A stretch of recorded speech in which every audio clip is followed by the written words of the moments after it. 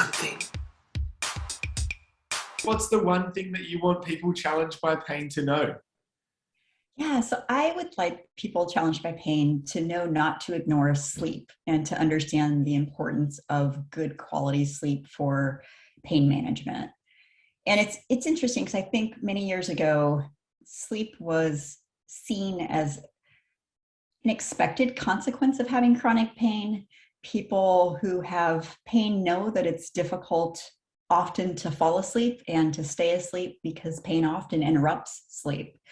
However, over time, we've really learned that, in fact, sleep seems to have a bidirectional relationship where sleep loss and sleep deficiency can actually cause subsequent pain. And that's really important for people with pain to understand because it's not a consequence that can't be modified. We can actually improve sleep, and we know a lot more now about this bidirectional relationship so that if we can effectively intervene with sleep, in fact, that can make a big difference in someone's pain management. And we're really interested in helping people really understand what are those ways to manage sleep problems to then impact pain positively. Sleep and pain share a lot of neurobiological systems that are important for both the management of pain as well as management of sleep. And so, for example, we know that there's some shared neurochemical underpinnings. There's also shared behavioral underpinnings. So we know that certain cognitions and emotions like anxiety and fear can contribute to some difficulties with falling asleep and staying asleep. We also know those same types of emotions also can make coping with pain very difficult. So there are some definitely shared relationships.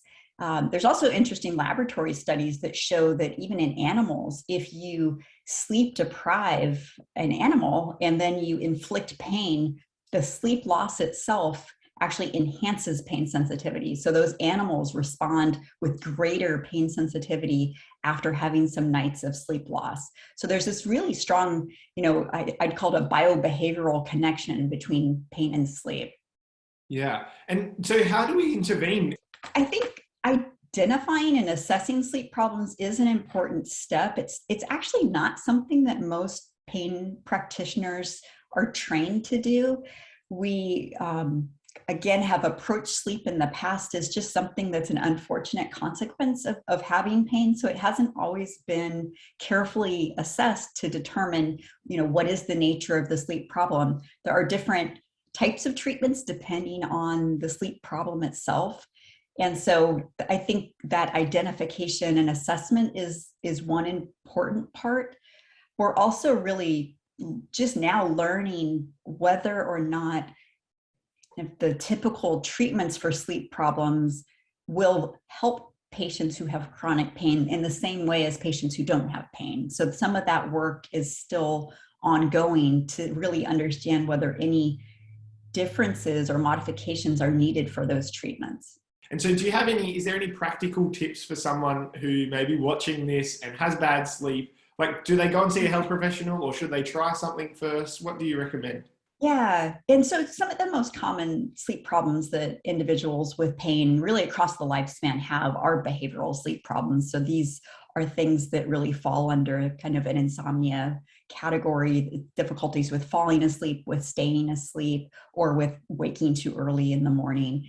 And when that's the primary sleep problem, there are very effective cognitive and behavioral strategies that can be used to help with sleep. Some of it is teaching people different habits around the actual sleep schedule that they're keeping so that they aren't getting into bed at times that aren't optimizing their sleep. I'll give you an example. One of the most common things that happens is when someone can't fall asleep quickly, they start going to bed earlier to make up for what they know will be lost time in bed.